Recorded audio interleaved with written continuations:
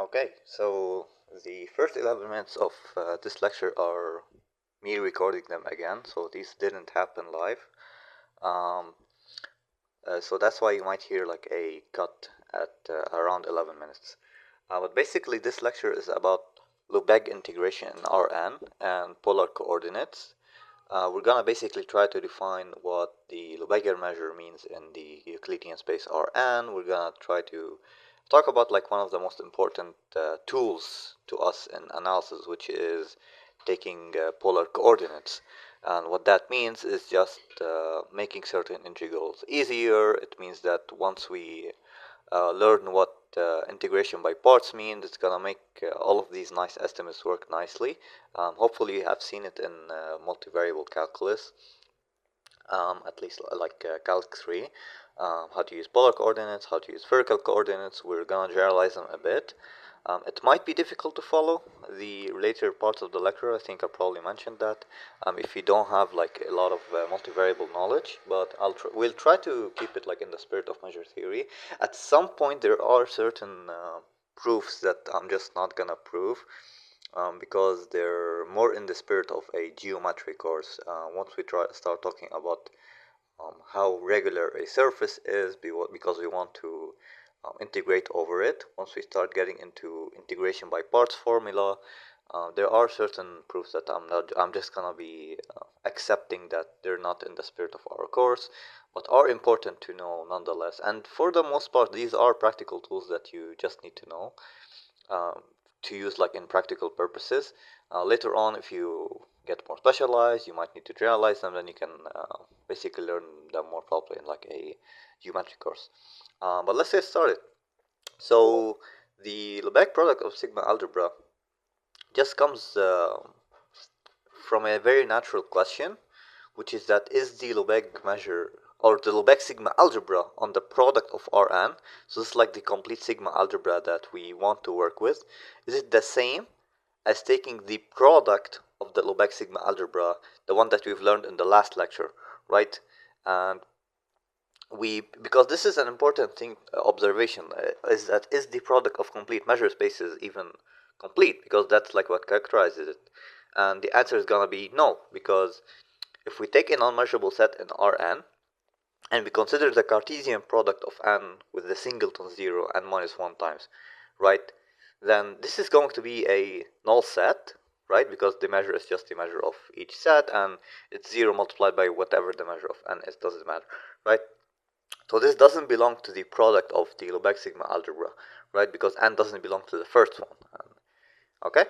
But because our space is complete, essentially, that does mean that it has to be in the Lebesgue sigma algebra of the product of Rn, right? Once again, like the reason it's a null set because the measure of the singleton 0 is 0, and the measure of the product is just the measure of each set, right? So 0 multiplied by anything is gonna result in a null set, okay? Basically, the product of a null set with any other set is a null set, okay? So we do get a strict inclusion, okay? Other than that, or on the other hand, at least for the Borel sigma algebra, we do get an actual equality. And that's why, like, that's a reason number two why people prefer to work with the Borel sigma algebra, is because it's like much nicer than Lebesgue sigma algebra, and you don't really lose much from going into the Lebesgue sigma algebra, because the Lebesgue sigma algebra, the only difference between it and the Borel sigma algebra is null sets, right? So it doesn't really matter that much if you work with the Borel sigma algebra, and we will probably work with the Borel sigma algebra. But yeah, I think the first natural way is that the product of the Borel sigma algebra is the Borel sigma algebra of product. This can be generalized to separable metric spaces. If at least one of your spaces is a separable metric space and the other is a metric space, then the Borel sigma algebra of the product is still the Borel sigma algebra, the product of the Borel sigma algebras. Okay, you don't need to prove that, but if you can, they should be like relatively simple. You just need to prove that the open sets are in the product of the Borel sigma algebra. That's a general strategy. But either way, now we're gonna try to reformulate the Lebesgue measure, and so far we've only seen like one way to define a product measure, right? We said that there is two passes to define the product measures. One that involves Carr theory, which we didn't talk about, and one that involves the product measure that we spent the last lecture constructing. We will actually construct the Lebesgue measure in both ways, which will be equivalent after completion, as we will see. But the reason this has an advantage is because it makes proving regularity easier. Okay, so here's what we're gonna do. And also, we're not going to lose much actually from doing it the Cartesian way. In fact, we will gain a complete measure, which we wouldn't gain from taking the product. But this has an advantage of making the proving regularity of the Lebesgue measure just a little bit nicer because of the infimum definition of the outer measure. Okay, so basically, if we take E to be the disjoint union of rectangles, right? So these are like the simple set. The measure is just the measure of the first one multiplied by the measure of the second one. We are working in Rn here with the Lebesgue measure. Okay, and we consider this function pi of E that just takes the summation of the measure of AI multiplied by the measure of BI. So we're just taking the usual product measure. We are still working with the usual product measure we constructed last time, which is that the measure of the Cartesian product is the product of the measure. Because it's a disjoint union, then this summation does make sense. Okay? And this is a well-defined, basically, pre-measure. Recalling what a pre-measure means, it just means that this is countably additive, right? And you can prove that. Okay? One more thing I'll mention. You'll notice my mouse is a bit weird because once again I'm like re-recording this, so I'm probably now just explaining what I just said. But meanwhile, I will mention that Fubini-Tonelli will still apply to our case. Okay? But either way, this function pi is an actual pre-measure. It does because we are defining it using the Lebesgue measure, which is countably additive. So the proof is like it's not as difficult as what we did last time. Okay, because it's a pre-measure, then Carr theory we do the usual thing. We extend it to a complete measure by taking the outer measure and then restricting it to a measure, which we will call the Lebesgue measure on R square. So that's definition one, right? That's definition one. And the domain is going to be the Lebesgue sigma algebra, which we will call ML of Rn, which is not the same as the product of the Lebesgue sigma algebra. It is the completion of that. Okay? The other way we can define the Lebesgue measure, so this is definition number 2, is that we can take it to be the completion of the product measure n times, right? So this is what we learned in the last lecture, which is taking the product measure. We spent a good amount trying to prove the theorem. And this is different from the Cartesian approach, but they will result in the same metric. Okay? So we take the product of the Lebesgue sigma algebra as a measure, right? We can define it on, that's the thing, we can define it on either B of Rn or the product of the Lebesgue sigma algebra, and both completions will result in the same metric, right? So these are just two definitions of the same concept.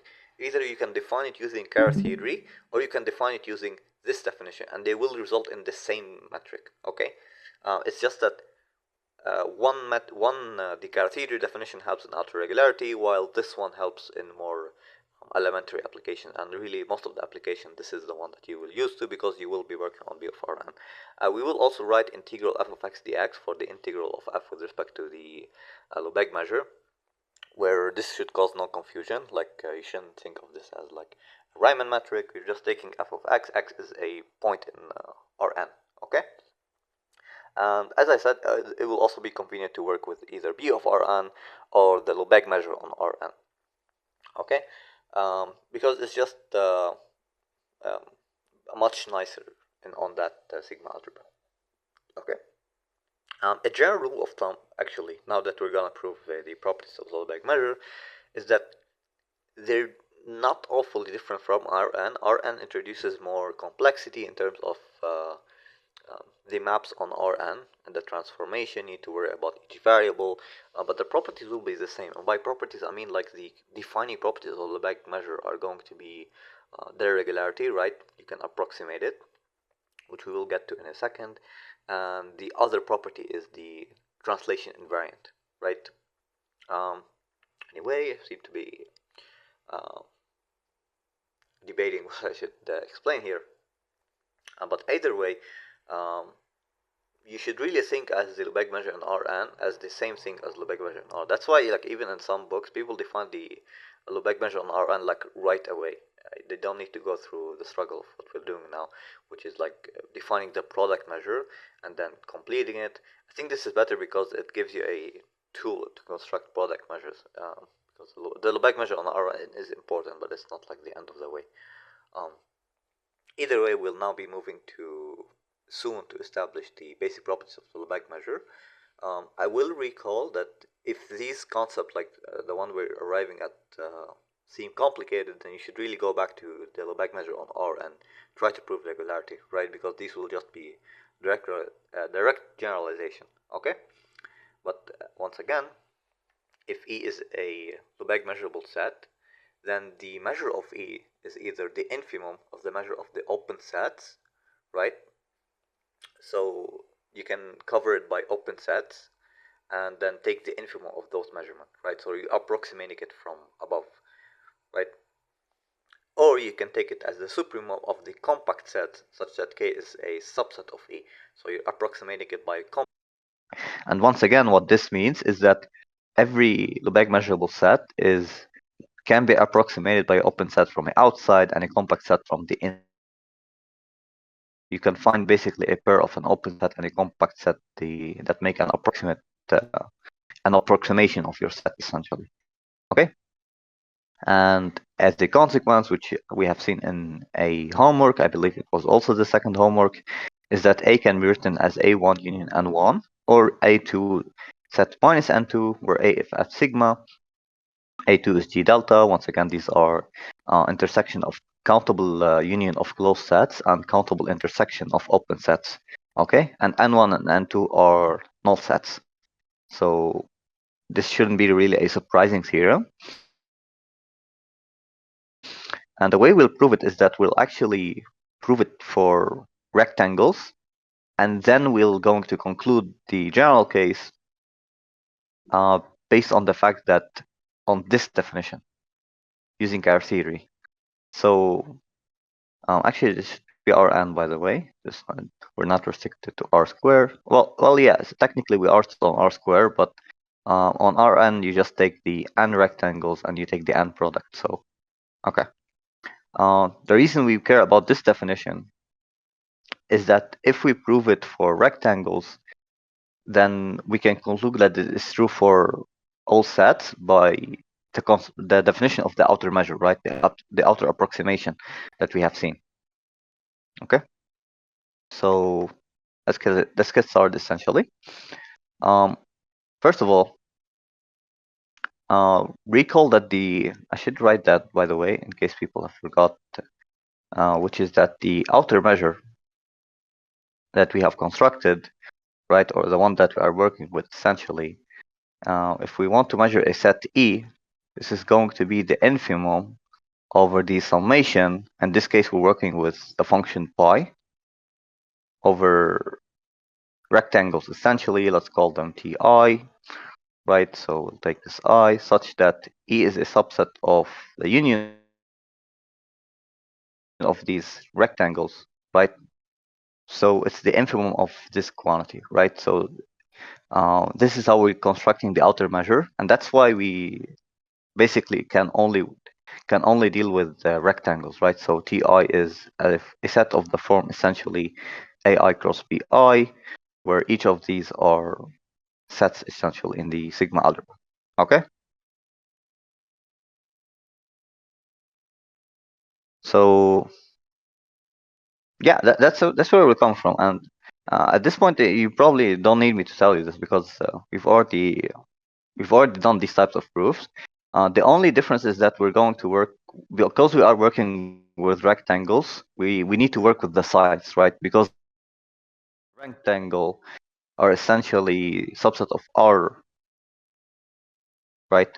So that's where the Lebesgue measure is, and so we can apply the regularity that we have already struggled to prove, right? So for every epsilon, we find a sequence of rectangles Ci such that E is a subset in the union of Ti, and the summation of the measure of Ti is less than the measure of E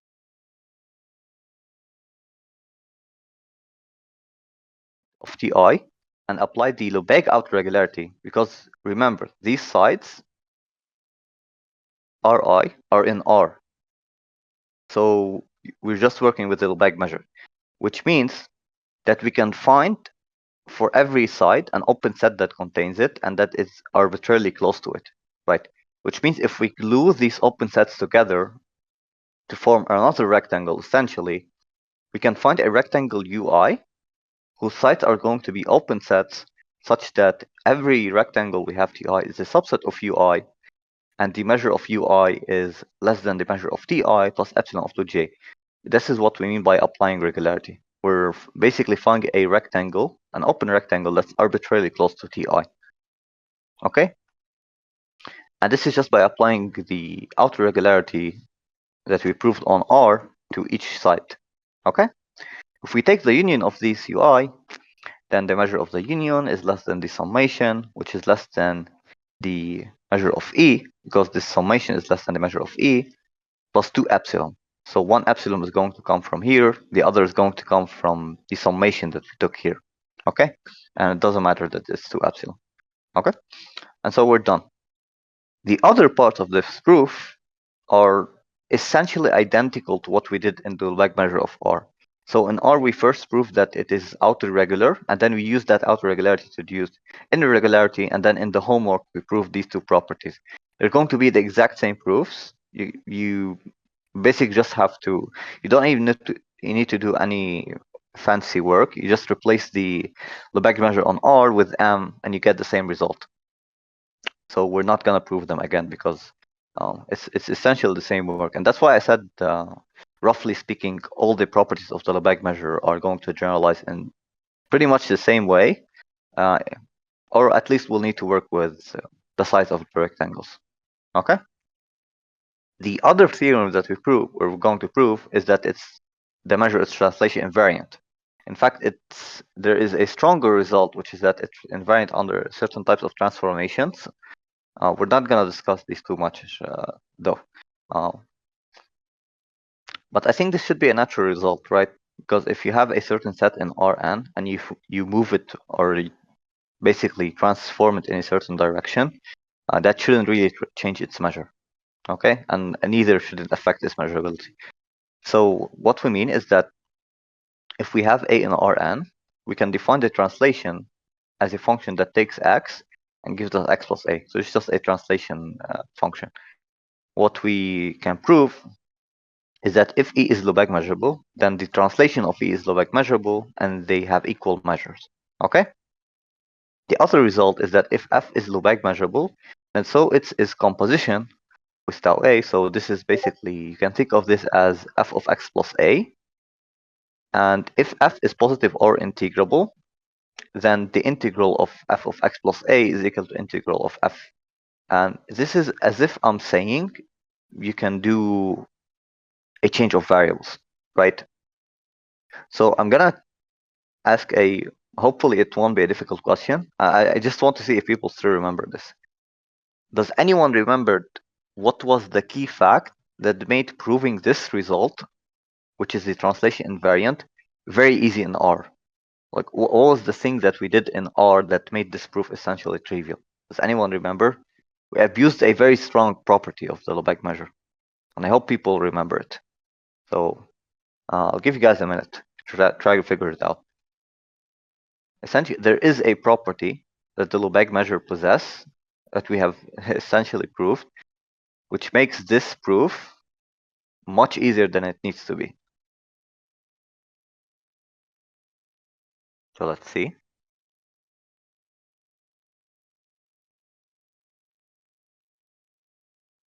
And really, as a hint, we just proved why that needs to be the case right here. Regularity has to play an important role here.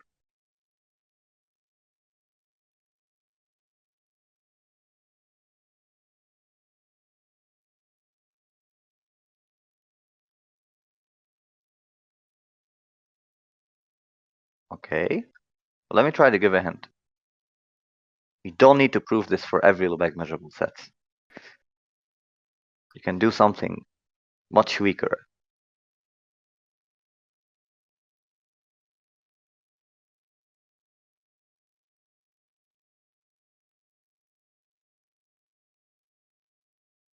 So I'll give like a bit of a lead. What outer regularity means is that we don't need to worry about every Lebesgue measurable set, because all of them are arbitrarily close to open sets and compact sets.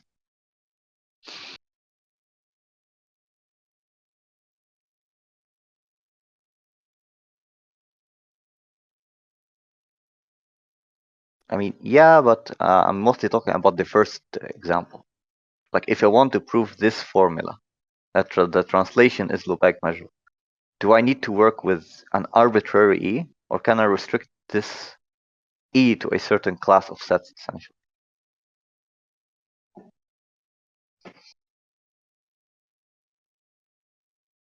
Okay, yeah, sure, we can work with Borel sets, but even the Borel sets, they're incredibly messy sets. We can work with even nicer sets, actually. Just look, should be like a bridge on what type of sets we need to work with.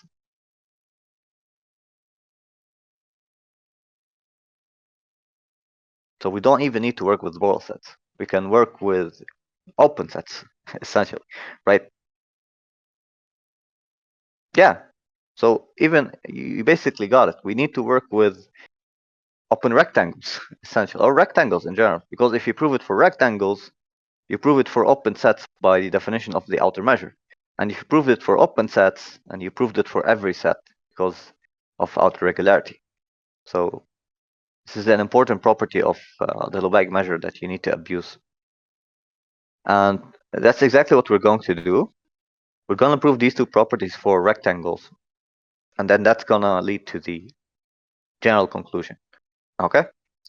So if E is a rectangle, then the measure of the translation of E is a product of the Lebesgue measure of the translation of EI by AI, because A is a vector, right? And that's just the product of the measure of EI, which is just the measure of E. So the measure for rectangles is relatively straightforward. And now we can first of all extend this to open sets by outer regularity, or I should say more so by the outer approximation. And then we can conclude that it's true for Borel sets by outer regularity. So this is slightly inaccurate by me. Okay? Because you can approximate every rectangle by open sets. Sorry, you can work with the open sets instead of rectangles, and that gives you the conclusion. The outer regularity, because we can approximate every set by open set, means that it has to be true for Borel sets as well. Okay? And so that's just the true. So we proved it essentially for Borel sets. And the only difference between Borel sets and the Lebesgue sigma algebra are null sets. Okay? And so because the conclusion has to be true for null sets, by the virtue that these both are going to be null, and we're basically done. Okay? So proof translation invariance. Now for the second part, this is just slightly trickier, but because it relies on certain observation. If f is Lebesgue measurable and b is a Borel set, then the inverse of b is Lebesgue measurable, which means it has to be a union of a Borel set and a null set. So that's the observation. Okay? But notice that the translation inverse of E has to be Borel, because tau is continuous. Okay? And tau A inverse of n has to be null as well, which means that the f round tau inverse of B has to be Lebesgue measurable. Okay? Which means that this function is Lebesgue measurable. Okay? The way we prove this equality is essentially trivial for indicator function, because for indicator function, this is the same statement as what we have just proved. Okay? Because if true for indicator function, this is like a classical strategy at this point. It means it's true for simple functions by the linearity, and then it's because it's true for simple function, it's true for positive measurable functions by the LMCT. You take an increasing sequence of simple functions increasing to f, you interchange the limit and the integral. This is a very classic argument that we have seen before. And this means it's just true for L1 function by taking the positive and negative parts and applying what's true for positive function. So if you're still not, if this part seems not trivial to you, or you need like some time to actually write it down, I would highly recommend actually writing it down, because this type of argument we have already seen before at multiple occasions. So if you're still not comfortable with it, you should try to understand why this is true. It should be like a classical technique at this point. Okay. Finally, we're going to talk about the transformation formula. And this is a very, very, very important formula, which we won't prove. I think this is going to be the main result we're black boxing, right? I think I even mentioned as the start of the course, for main reason that in practice you don't really need the proof, right? And the proof relies on a lot of calculus facts. It's not in the spirit of the course that we're doing, but it is incredibly important, and you'll often use it. You'll often care about the theorem itself more so than the proof. It's one of those occasions. It's similar to, I would say, Tychonoff's theorem, where people use Tychonoff, but uh, I don't really think most people know how to prove Tychonoff unless they've went into details of it. Okay, so we're gonna recall that the sigma algebra with a lower index A, so not to be confused with the mu of L, is the sigma algebra of sets. Yeah, I should have probably shows a different letter here, but it's okay. So mu of A is the sets E in M such that E is a subset of A, and the Lebesgue measure restricted to A is just the restriction of the measure. So you're just restricting the sigma algebra to U of A. Okay. As I said, the proof of the next formula, we're not gonna go over it. It is found in Folland. I believe Rudin proves it as well. Most three and other proofs will go over it. It's just not particularly instructive. If you care about any detail, I do know the proof, so you can inquire on any particular troubling detail if you decide to go over it. Okay. So suppose phi from U to V, both of these are open subset of Rn, is a C1 diffeomorphism. What that means is that this function is differentiable with continuous inverse. It's differentiable. The derivative is continuous, and it's also invertible with a differentiable inverse. Okay, so it's a diffeomorphism. These are important properties in differential geometry, essentially.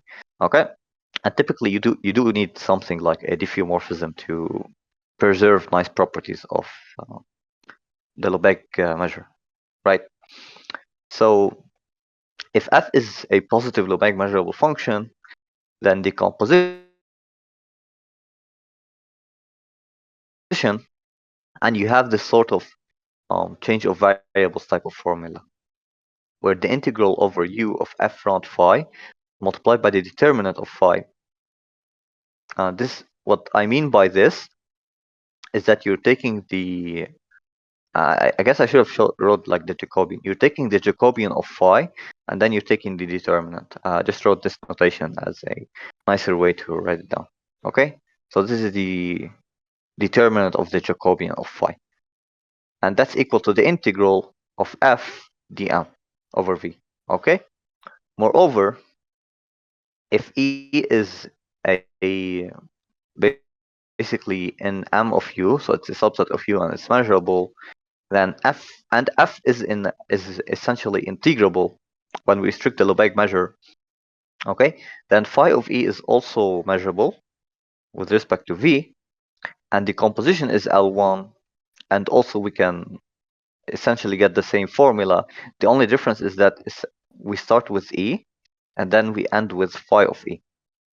Okay, so that's why it's called the transformation formula. You're basically doing a change of variables in this case.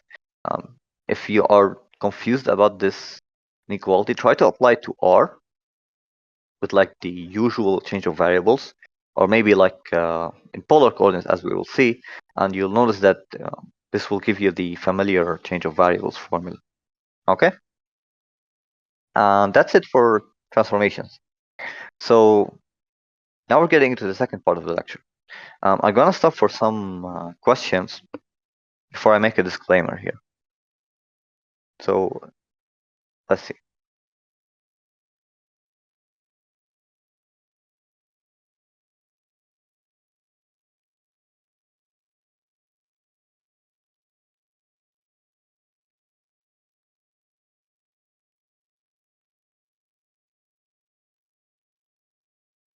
Okay, so is it this part of taking the product measure of the Lebesgue sigma algebra?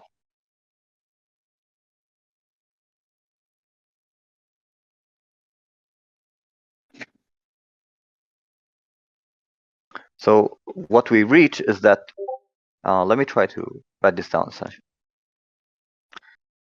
So the definition that we worked with, or the one that we construct, is that the product of two measures, mu cross v, of a set E is either the integral of the measure of the x section, right, d mu, and the integral of the basically mu of the y section, dv.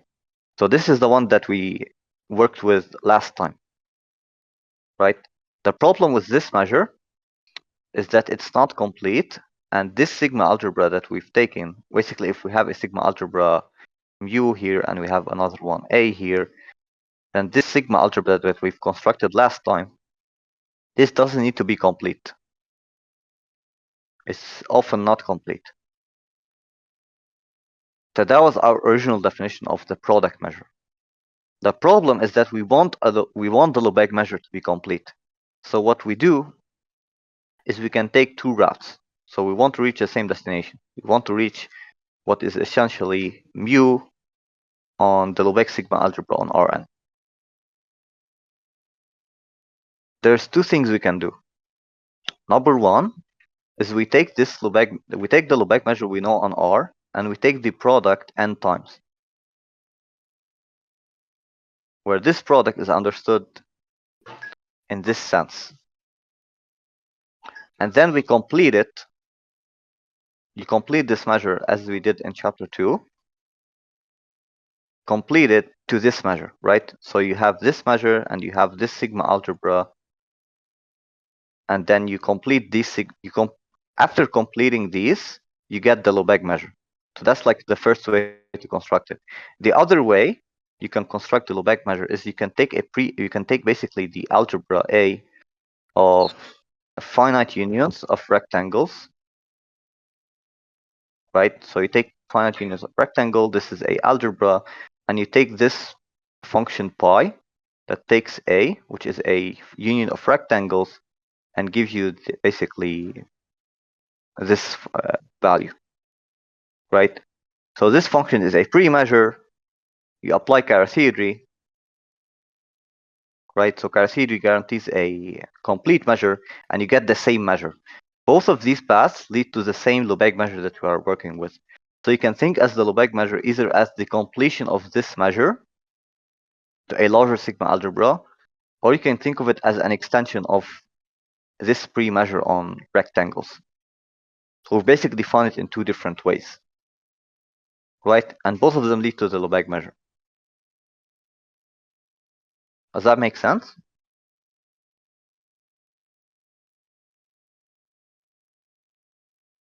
Yeah, so they're gonna be the exact same measure. Both of these are going to be the Lebesgue measure. It's just that this is more useful in proving regularity properties, while this is more useful in a practical sense because you want to apply Fibonacci. We know it's true for complete measures, but at least this makes sure that our work is nice, and especially if you want to restrict your work to the Bose sigma algebra, it's useful to know that you can work with this measure. So both of these have their utility, and they both lead to the same measure, right? It's just a matter of which tool do you want to use.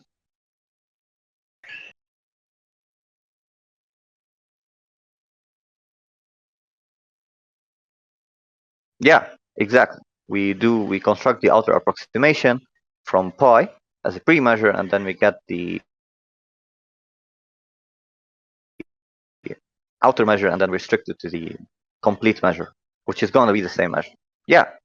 So that's like the hurdle here. Either you go right away to a complete measure or you complete it from the product measure. So before complete, if you restrict this measure to the Borel sigma algebra, then it's going to be equal to this measure. Yeah. So this measure on the smaller sigma algebra is the product of the Lebesgue measure.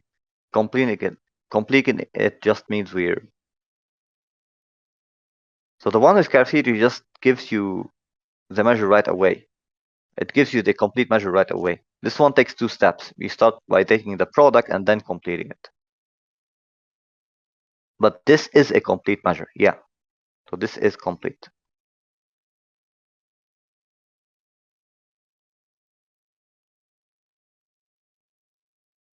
I think Carathé's theorem, to be clear, tells you that if you start with a pre-measure, then you are able to construct a sigma algebra and basically what you do, let me say it again, you start from a pre-measure, you start with 0, you go to an outer measure on P of R, and then you restrict that. If you restrict this mu star to the algebra of measurable sets, you get an actual measure essentially, right? So this is going to be a measure, a complete measure, right? It's only that this time we started with essentially pi on the algebra A of rectangles, right? We extended it to an outer measure and then we restricted. And the restriction, or this algebra here, the complete algebra, is going to be mu L of Rn. And this restriction is going to be mu essentially.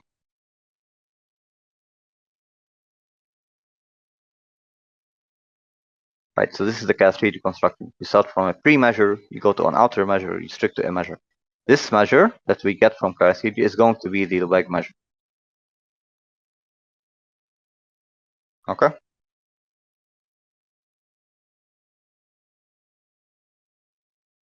So that's like the cascade way to construct it.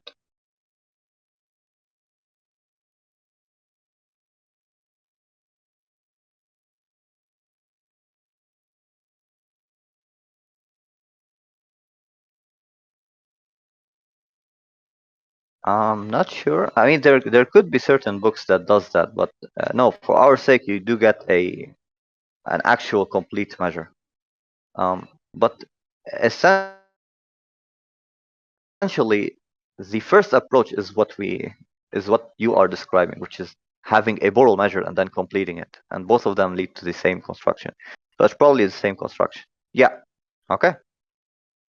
So let's go back. Where were we? So a bit of a disclaimer. If your multivariable calculus, or maybe you're not familiar too much with multivariable calculus, maybe you're not familiar with how differentiability and surfaces work in Rn, this might be a difficult exposition because we will be using these concepts. I will try to make them as clear as possible. Ideally, you do know some multivariable, or at least if you do know differential geometry, then this is going to be even better. But I'll try to be as complete as possible. We're not going to be proving any formula moving forward, but these are what I would call cornerstones of PDE theory. So these are things that you will use all the time. But since this is a analysis course and not a basic geometry course, then we're not gonna prove much of these things. Okay, so here's our goal. We want to take integration from Rn onto some surface in Rn, right? This could be of lower dimension, it could be of dimension less than 1. Maybe you want to integrate on the unit sphere, maybe you want to integrate on a boundary of a certain surface, okay? But how do we make sure that these surfaces are nice enough for integration? Because surely there should be surfaces that are ill-behaved to the point where they might not even be measurable surfaces in the classical sense. So how do you even make sense of integration?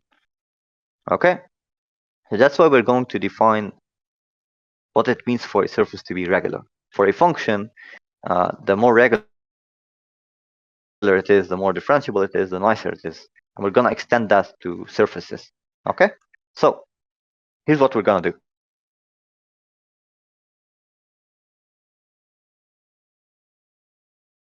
When we say a surface is of class Ck, what we mean is a subset of Rn that has a specific property.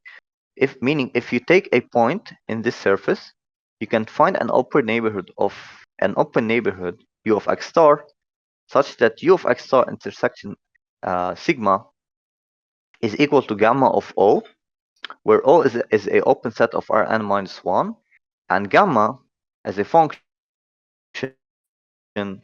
is a injective function of class Ck with rank equal to n minus 1. So what this means, essentially, is that if you're familiar with differential geometry, then you'll immediately recognize that this is just taking a basically local parametrization. I can try to show you a little picture of what we might be trying to do, which is that suppose you have a certain surface, right, and you have you're working essentially with Rn minus 1. Okay? What we mean by gamma being a surface partial, let's say this is sigma. Okay, so this is sigma. Meaning if you take any point here, x star, then there is some open set here where this open set comes from this function gamma, where you take an open set here, you can call this O, you take gamma, and then the intersection of the image of gamma as a subset of Rn, this is going to be our set U of xo. So we can always find this function of class Ck that patches up our point x0. What this means is that if you go close enough, or if you zoom close enough, what the area or the surface around x0 looks like, I'm gonna use a different notation. It means that if you zoom really close, then this looks like it's ck, like a ck function, right? It means that if you zoom close enough, the surface is going to look like a nice ck function, right? So it's locally ck. So that's what we mean when you say something is, when you say a surface is of class ck. Okay? The rank just makes sure that everything works nicely. Okay? The function gamma is called a local parameterization of class ck, and this is a parameterizable patch. So essentially what this means is that this surface can't be ill-behaved, because if it's ill-behaved, then if you zoom close enough, it's going to remain ill-behaved. What this tells us is that as long as you work locally, it's going to look like a ck function. So this is a nice surface in a way. Okay? And the reason we care about this is because we want to be able to integrate over it. And usually we will only care about C1, C2. You can basically get a lot of results just by how regular your surface is, which is something the PDE people really care about. Okay? So now we're going to define what it means to integrate on a surface. So as I was saying, it looks like a ck function. So if sigma is a subset of Rn, is a C1 surface. So it's locally like a C1 function. And gamma is this local parameterization that we were talking about near some point x0. Okay? And we suppose that f as a function from gamma to r is continuous on gamma. And it vanishes outside of a compact subset of gamma 0. This is just to make sure that our functions are well behaved enough and we don't lose. So the important fact is that making this assumption doesn't lose us much, because often when you'll apply these sort of theorems, you are working with compactly supported functions, and even if you're not, you can restrict your work to compactly supported function and then try to basically estimate the other function using these functions. That's a bit outside of the course. We will be talking a bit about that in the future. Okay? What's important is that the integral of f over this surface is the integral of the f composed with gamma at u, and then you take the determinant of the cross product of every partial derivative. Okay? So the surface measure is just a way to apply integration from the larger measure space onto the smaller one by using a parametrization. Okay, so you turn your work back into Rn, right? You don't need to worry about how you're gonna make integration works on the surface as long as you can work on Rn and then reduce your work back to the surface using a parametrization. So, and these are just like coordinates. You can think of this as x, y, z, etc. For example, if this was two variables, you can just say the x, dy. Okay, and this plays as a sort of determinant. So this should be at least this should remind you of our last formula, essentially, because in the last formula we had this function phi that was a C1 diffeomorphism, and then we had its determinant. Okay, the cross product is just for more geometric reasons. Again, we're not gonna bother too much with proving these things. If we are working in dimension 2, then this just reduces to probably a more familiar formula, which is f round gamma multiplied by the determinant of the derivative of gamma. Okay? And d sigma is usually what we call the surface measure on sigma. Okay? And I equal 2 is just the arc length. So you should really realize, and because in dimension 2, we really are working with literally the arc length that you probably have seen in high school at this point. Okay? And let's move forward. So I think the first thing you should note is that these aren't particularly great formulas to work with at this point. So that's why when we introduce in a bit polar coordinates, it will make integrating um, feel a bit more natural than this messy formula. Okay? But before that, we're going to talk about another important property which we have, which is integrating in integration by parts. So let's recall a little bit in what happens in R. So what are we doing? In R, we have integration of f prime g, right? And that's equal to fg. If we are to integrate it from a to b, we evaluate the function at a and b, and then we take the integral and we basically swap derivatives, right? So a question asked itself is that what exactly are we doing in this part? So how would you, maybe if you're teaching, you've thought about how you can explain this part to students. So what is exactly happening here? If you think about it, we're evaluating fg at the boundary. So what this is essentially integrating fg with respect to some surface measure on the boundary. But what is this surface measure when we're working with the interval? The boundary is just 2 points, right? So the boundary in this case is just the point A and the point B.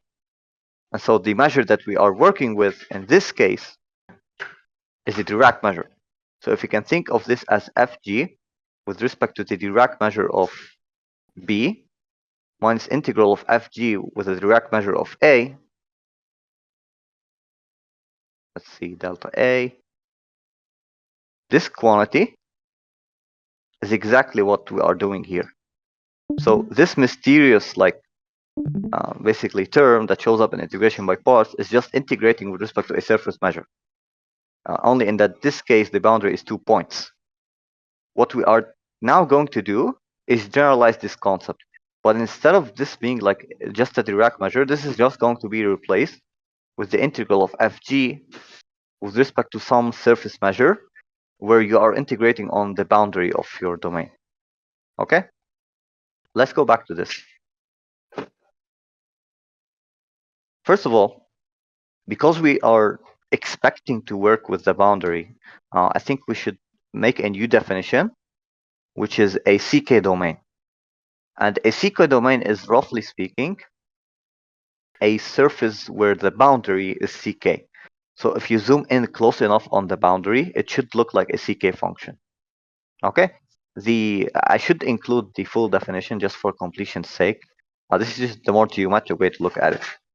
What means is that if x0 is in the boundary, there is some r greater than 0, and a ck function, which is again from Rn minus 1 to r. This works as a parameterization patch, such that even maybe after relabeling, after reorienting our surface, we get that u intersection bx0r is equal to x and bx0, such that xn is greater than gamma of x1 to xn minus 1. So what this means, essentially, let me draw a picture of what this means. So let me see if I can take this as a screenshot. Hopefully I can. Yeah. So what this means is that you have this. By the way, if you want to know more about this, I think there's a nice picture available in the appendix of Evans PDEs. Okay. Is that you have this domain U that goes like this, right? And you pick this point on the boundary x0, right? You take this ball around it. Let's just suppose that this ball includes all of these, right? So it's a very large ball. Okay. What we are doing essentially is looking at Rn minus 1, and then we're using gamma as a mapping on the boundary, right? So we're taking gamma and then we're mapping it here. Okay. In a sense that the point in gamma are lower than xn, right? Where xn are the points here essentially. Okay. So, but in a more intuitive way, what this means is that if you zoom close enough, the boundary of your domain, in this case, U is like this, U includes like the inner area here too, right? So U is like this whole thing. This is the boundary of U. What this means is that the boundary of U, if you go close enough, will look like a ck function. So this once again looks ck, which means the boundary is nice. Okay? So that's like one way to think about this definition. In this case, it does make sense to speak about normal derivatives, right? Once again, I will remind what the normal derivative is, just in case you forget it. If U is a function of class C1, okay, if it's a C1 domain, right? So it has a C1 boundary. Then along the boundary, you can define the outward unit normal as the vector field consisting of V1 to Vn. If U is smooth enough, whatever that means, at least maybe it's like differentiable ones. Usually we want to be the derivative to extend to the closure. We'll get to that in a second. Then the outwards normal derivative is just either the dot product of the gradient with V, and this is the same thing as saying V dot the differential of U. Okay? Because U is smooth enough, so this makes sense. Okay? And at this point, we are ready to talk about what essentially integrating by part means. Okay? So first of all, this is probably a notation you haven't seen, which is ck of U bar. At first notice, you might think this means that the function is ck on U bar, but that doesn't need to make sense, by the way. If you want, just draw a triangle and think to yourself, does it mean what does it mean for for something to be differentiable on a closed set, right? It's not going to be a very meaningful meaning. What we mean when you say ck of U bar is that U is ck and the derivative of U extends continuously to the closure, right? So that's like a very important distinction. You probably won't care about that until you have maybe gone a bit into VDEs, but this is a important distinction here, right? So d alpha extends to u bar for every index, for every alpha where absolute alpha is less than k. Okay? And you do want this as a condition essentially, because if u doesn't is not continuously extends sorry, if the derivative of u doesn't extend continuously, you might have issues on the boundary. Okay? So if omega is a domain, it's of velocity 1, it has a unit normal, and fg are both c1 on the closure of the boundary. Okay? With derivatives or partial derivatives that are L1. Then there is a compact set K where f vanishes on omega minus k, so you can think of f as having a compact support. And the derivative of partial f, g, is equal to the derivative on the boundary. So notice why I've mentioned the Dirac delta. So this basically replaced what usually is fg evaluated at a point. So we're integrating on the boundary of fg multiplied by the normal derivative, the case part of the normal derivative, okay, and d sigma. And d sigma is the surface measure that we have on the boundary that we were talking about, right? So we can, because the boundary is, that's why we require the boundary to be C1, right? Because we want to make sense of the surface integral. Minus f, the partial derivative of g. So this is integration by parts in Rn, right? A more useful form of integration by parts, one that people often use, is Green's theorem, and it's a direct consequence of this formula, but you're taking the summation with respect to k. The observation that's important here is that these summations of the partial derivatives are going to basically result in the Laplacian. That's one thing you might not have recognized, which is that summing partial derivatives basically gives you the Laplacian. Okay? So once again, suppose omega is a bounded domain of class C1 and V is the unit normal, and Fg are C2 of omega bar. Once again, this means that the first and second derivatives extend continuously to the boundary.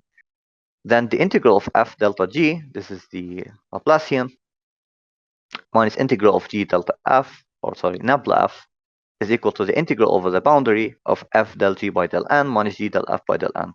This should remind you of essentially the Green's formula. So that's like, once again, why I'm saying if you haven't seen multivariable calculus, these are going to be difficult concepts, and it's okay if they do sound a bit difficult. Ideally, if you have seen multivariable calculus, then you'll come to appreciate the generalizations that we are including here.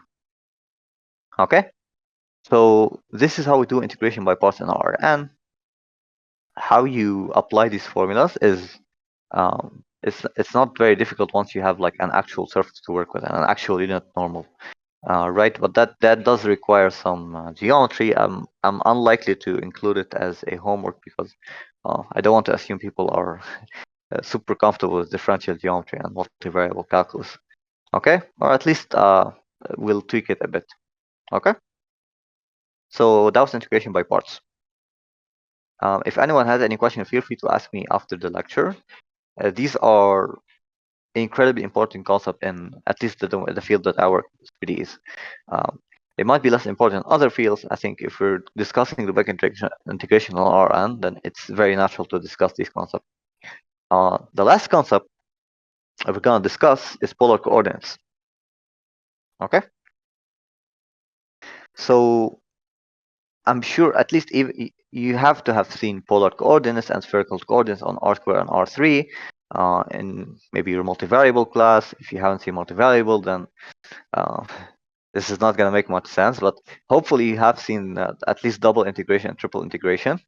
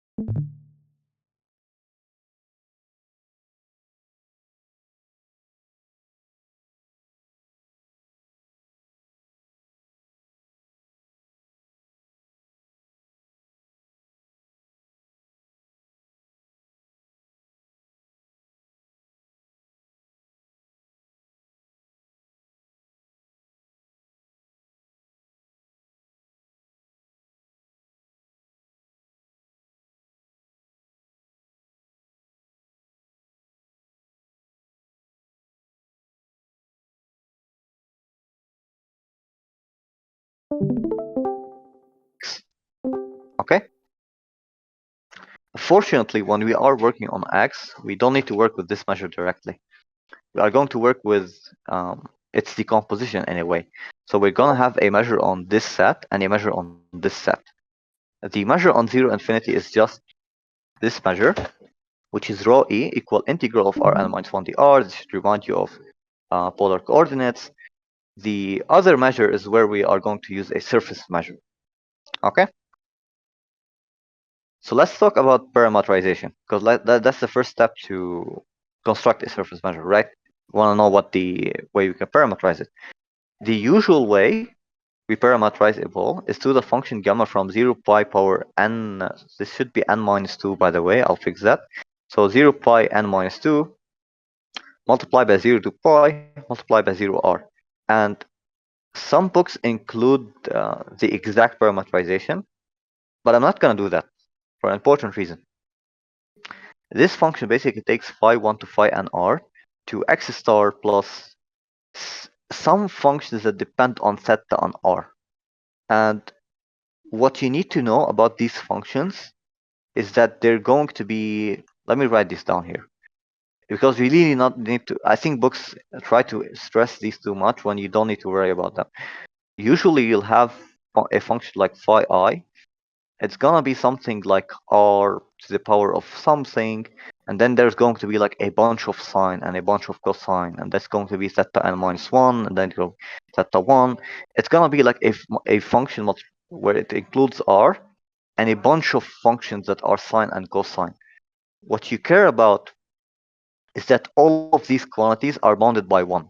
So usually when you are working in practice, if you see some such function like phi I, you don't need to know its explicit form to know that you can bound it by 1, because it's going to be just a product of sine and cosine.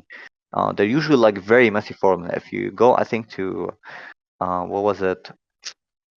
There's a wiki page, I think it's called spherical. It's probably like spherical coordinates, right? Spherical coordinates. Or maybe it's not. There should be like certain generalization. Just so, how do we generalize this? Give me a sec.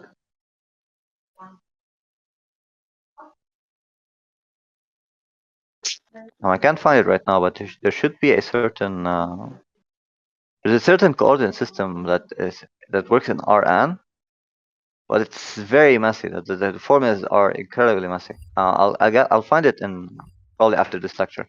But usually they are like incredibly messy formulas. They include sine and cosine. Maybe someone can find it right now. I'll link it. But either way, all you need to know is that these are bounded by 1. Okay? So you don't need to know what these look like. Some books will include them for completion. I think it takes away the bigger picture, is that in practical purposes, you want to be able to simplify the things you work with. Okay? And that's why I was mentioning here. The important result that we need to worry about is polar coordinates. So suppose f is L1 log. And before I complete, because I couldn't remember if I did introduce that, did I explain what a L1 log function is? If not, I'll quickly explain that. So can someone in chat tell me if at least they've heard me talk about these functions at least once?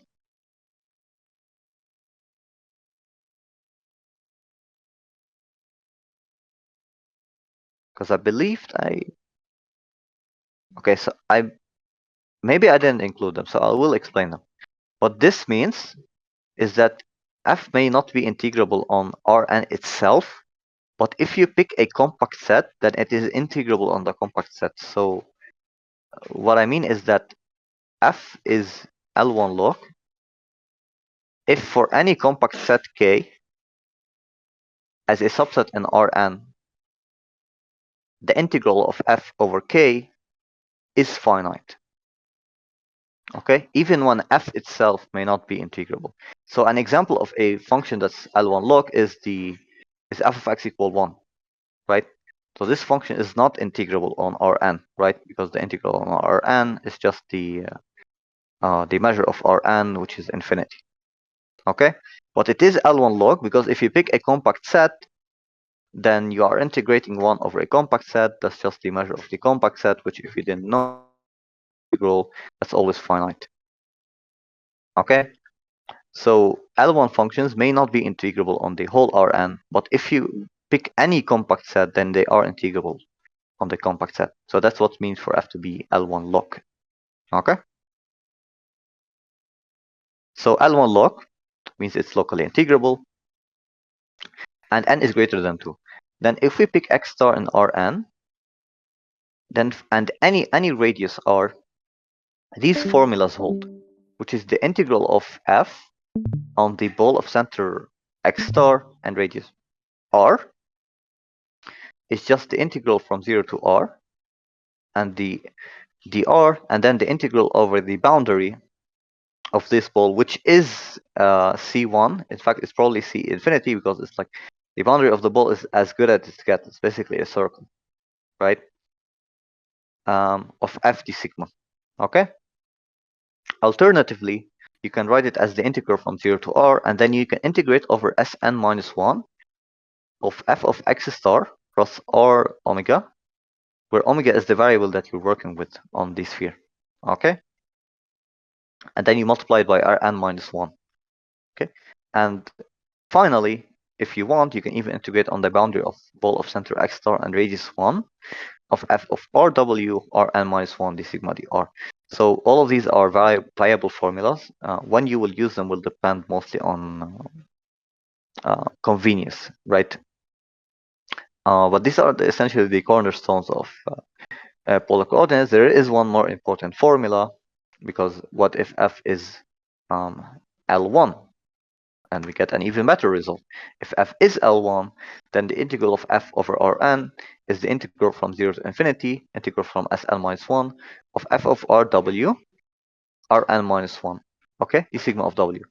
What this means is that these w's could be functions of sine and cosine, right? So this could be like f r square sine, f of r sine cosines, and there are going to be a lot of trigonometric functions. Again, what you do care about is that they're bounded by 1, and that for practical purposes, that is usually enough. Okay? And the nicer formula is, this is the integral of 0 infinity, the integral over the boundary of a ball of center 0 radius r, f d sigma dr. In practice, usually going to polar coordinates can literally solve a problem for you because they are so much nicer to work with. Ideally, you have seen the utility of polar coordinates in multivariable calculus, and so this is just the natural way to generalize that concept. I will include certain small exercises on these. Okay. There is more important properties of surfaces. I think one crucial one is being invariant under certain types of transformation. So this could be f composite with certain transformation, and the integral will be equal. We're not going to discuss these for time's sake because they're only appreciated in practice, really. Okay, but at least an immediate application that we can talk about is when f is radial. What we mean by radial is that f of x equal to g absolute x for some function g on 0 infinity. This means that if we apply the formula, the integral of f of x is just the measure of Sn minus 1, because notice that g does not depend on the variable of the surface. Okay? And then it's going to be the integral from 0 to infinity of g of r multiplied by Rn minus 1. Okay? Which means that for these type of functions, which are quite common, you have a very nice formula for integration. Okay, and you should really think about polar coordinates as a way to make calculations nicer. Okay, so a bit of a practical lecture this time. Whether let me start recording because